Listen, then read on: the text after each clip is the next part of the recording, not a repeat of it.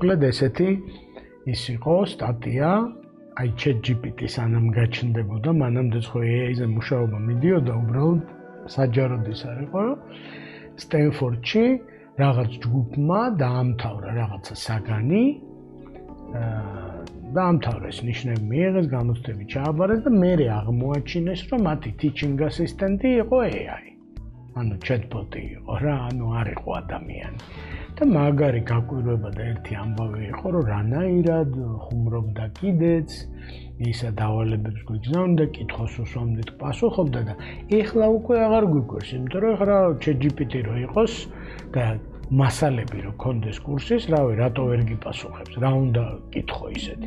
და რაღაცას თუ კითხავ, გეტყვის რომ ეგ არ ვიცი და პროფესორს ვკითხავ. და მიწეს პროფესორს იმეილს, პროფესორი უპასუხებს და გეტყვის რომ ეს ესე ყოფილა. მაგალითად, ხო?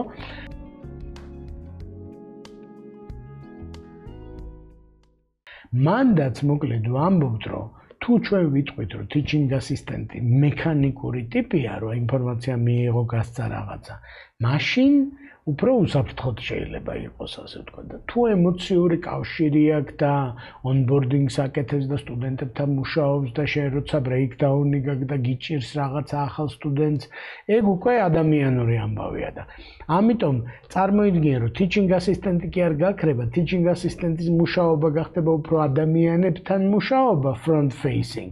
და ეს რომ გააგზავნე, გამოაგზავნე, ცხრილი შეადგინე, კალენდარში ჩასვი, teaching assistant-ის ასისტენტი გააკეთებს მაგას რა. ერთი. მეორე პროფესორის ის ავიღოთ და მკვლევარის, ხო? ვირტუალური სამყარო, აიც რაც ვილაპარაკეთ quantum computing-ი ვახსენეთ ხო შესავალში, ერთ-ერთი გარღვევა. მოკლედ, შენ თუ შეგილია ძალიან მაღალი ხარისხით რეალური სამყარო ასახო ვირტუალურ სამყაროში, მაშინ ფაქტიურად ნებისმიერი ექსპერიმენტი, ნებისმიერი კვლევა, რაღაცნაირი unlimited კვლევა, unlimited რამდენი ექსპერიმენტი შეიძლება ქიმიკოსმა ჩაატაროს ვირტუალურ ლაბში. რავი, მილიარდი, ტრილიონი, რამდენსაც მოახერხებს, ხო? ანუ შესაბამისად იგივე ლექციების მომზადება, იგივე კვლევით საქმიანობაში და ასე შემდეგ პროფესორი არსად არ მიდის, მაგრამ ჩათვალე, რომ პროფესორს უჩნდება სუპერძალები და ერთი პროფესორი, აი პროგრამისტებზე რას თქვი, აღარ ჭირდებათ კი არა, იმდენად პროდუქტიულია ის პროგრამისტი, ან ის ერთი პროფესორი იმდენად პროდუქტიულია, რომ შეუძლია გაცილებით მეტი სტუდენტი ყავდეს. ანუ თუ ადრე სტანდარტი იყო, რომ ამდენ სტუდენტზე ამდენი პროფესორი, ახლა ეს სტანდარტი შეიცვლება, ხო? ჩვენი საკუთარი მაგალითი LMS სისტემით ტრეინინგს ვატარებთ, ჩავატარეთ ჯგუფი სულ ახლახანს, რომელზეც ესწრებოდა 100 რაღაცა ადამიანი და არ არსებობს ეგეთი ჯგუფის ჩატარება ტრეინინგის 100 რაღაც ადამიანი შეუძლებელია.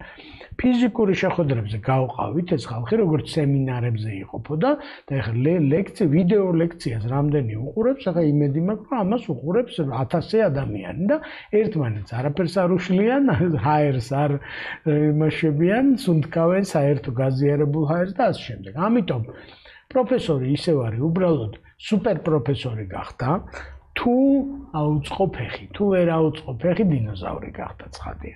teaching assistant-ი ისევ არის, უბრალოდ super teaching assistant-ი გახდა და რომლებმაც აუწყეს ფეხი, იმათ და ჩაიბარეს ყველა ჯგუფი თავისი agent ასისტენტებით და აი მასშტაბი იცვლება რა. პროდუქტიულობა აი იმან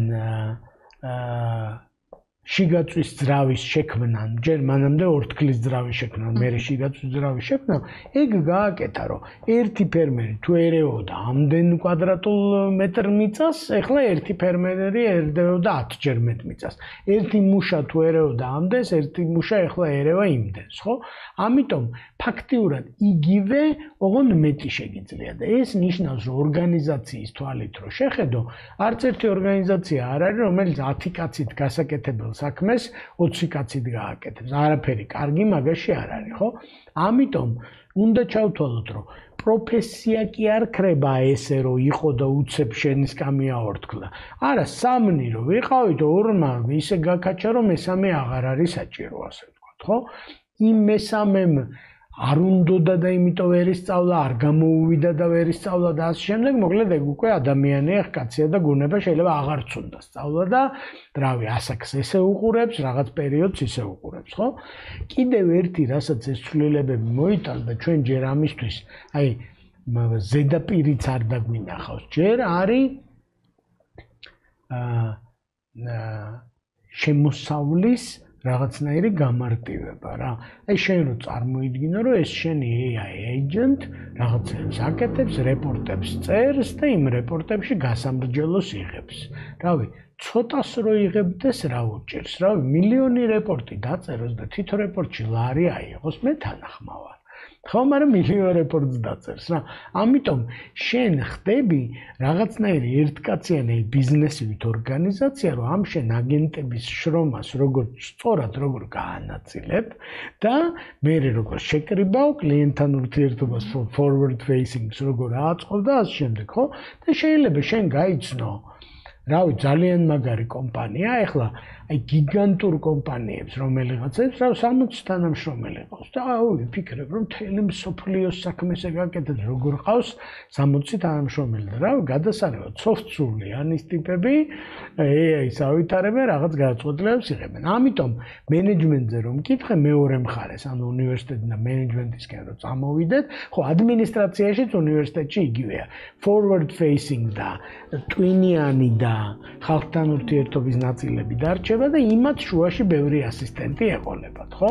ანუ ჩათვალე რომ student services ხო არის უნივერსიტეტში, შენ დაგხვდება ადამიანი, დაგელაპარაკება და მე შენ რაც არის გასაკეთებელი დაავალებს agents და შემდეგ სტუდენტზე გადაერთვება. ანუ პროდუქტიულობა ექნება მაღალი. ექთანს ასევე რეპეტიტორს ასევე და ასე შემდეგ, ხო?